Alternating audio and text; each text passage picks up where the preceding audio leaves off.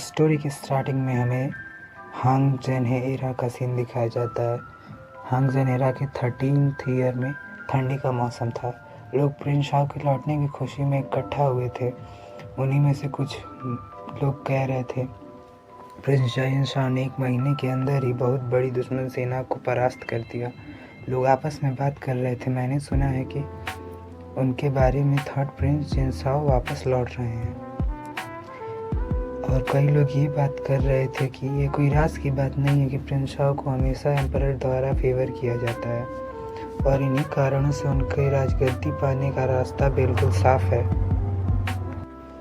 और अब हमारे फर्स्ट मेन लीड जिन शाओ को दिखाया जाता है, जो कि इस एम्पायर का थर्ड प्रिंस है। और तभी एक यूज बोलता है, प्रिंस जिन शाओ झुक जाइए, आपके लिए इंपीरियल डिग्री आई है।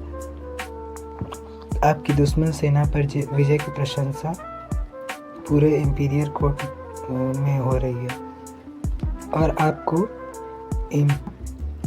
अर्डेंट का टाइटल दिया जाता है। जिन शाह बोलता है, मैं पूरे आदर के साथ इस डिग्री को एक्सेप्ट।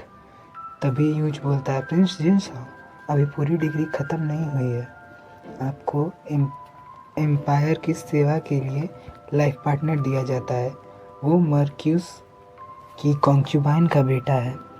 और हाँ, आपको सेना से आराम करने के लिए रिटायर कर दिया जाता है।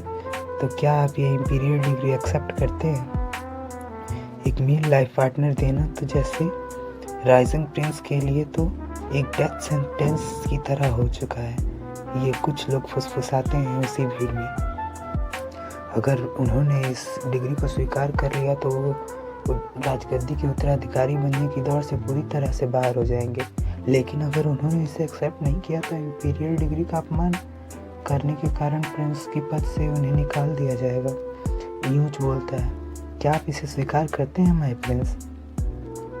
प्रिंस जिनसाओ बोलता है, मैं जिनसाओ, मैं एम्पेरर की इस डिवाइन डिग्री को एक्सेप्ट करता हूँ। 5 दिन बाद और अब हमें मू मेंशन का सीन दिखाया जाता है। हान, मैं तुम्हें बताना चाहता हूँ कि ये शादी मू फैमिली के लिए बहुत फ़ायदे का सौदा है। इसके लिए तुम मुझे ब्लेम मत करना। ये है मू जिन, जो कि हान के फादर हैं, और मर्क्यूस भी। और मू हान इनका और मर्क्यूस की कॉन्क्यूबाइन का बेटा है। मैं आपको ब्लेम नहीं करूँगा फादर, मू हान बोलता है। मैं अपनी लाइफ मू फैमिली के लिए सर्व करने में लगा दूँगा। फादर बोलते हैं, मैं बहुत खुश हूँ कि तुम इस बात को समझ गए। एक प्रिंस का लाइफ पार्टनर होना तो बहुत सम्मान की बात है। यहाँ बहुत ऐसे लोग हैं जो इसके लिए तरसते हैं। ये है मर्क्यूस मुंजी की ऑफिशियल वाइफ।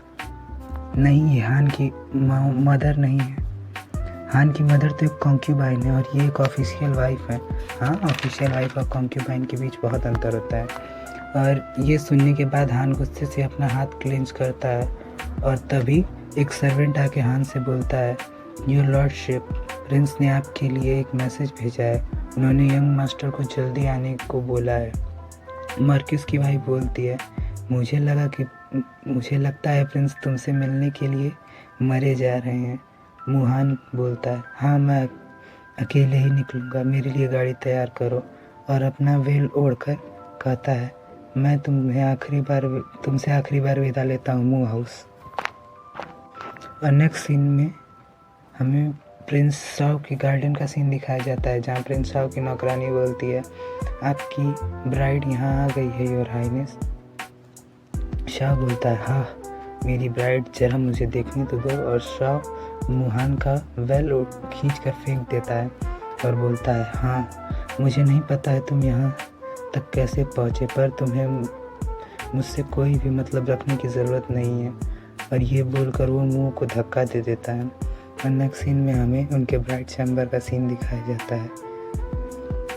शाओ बोलता है, मेरी लाइफ तुम्हारी वजह से बर्बाद हो गई है, लेकिन हम इंपीरियल डिग्री की दिश शोबे नहीं कर सकते।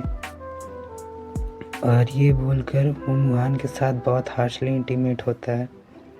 और सालों तक प्रिंस शाओ ने स्टेट छोड़कर नेवर नेशंस को कॉन्कर करने के लिए सेना का नेतृत्व किया और उसने सोचा ये एम्पेरर द्वारा उसे दिया गया दूसरा मौका है। और जब वो वापस आया तो उसने हान को इस कदर इग्नोर कर दिया, यहाँ तक कि उसे मुड़कर देखा भी नहीं, और हान ने अपनी किस्मत को अपना लिया और उन्होंने सोचा कि यह उनकी सो कॉल्ड मैरिज का एंड है। लेकिन कुछ समय बाद प्रिंस शाओ को इंपीरियल कोर्ट द्वारा देशद्रोही करार कर दिया गया और हर कोई उसके विरोध में हो गया। उसकी सबसे प्यारी कॉन्कोबाइन सारे रिश्ते तोड़ के भाग जाना चुना और फिर वहाँ हान आया। शाओ ने उससे कहा, क्या तुम यहाँ मेरा मजाक उड़ाने आए हो? ठीक है, ये तुम्हारा दिन है, तुम ये कर सकते हो। हान बोला, मैं ऐसी चीज़ें क्यों ही करूँगा माय हाइनेस। प्रिंस शाओ को मारने के लिए लोग उसके घर में भी घुस आए और उससे बोले, प्रिंस शाओ तुम्हें अब सरेंडर कर देना चाहिए। सो थैंक यू गाइस, हमारा फर्स्ट चैप्टर यहीं पे ख़त्म होता है। नेक्स्ट चैप्टर हम स्टार्ट करेंगे कल। तब तक के लिए thank you. Subscribe my channel, like this video and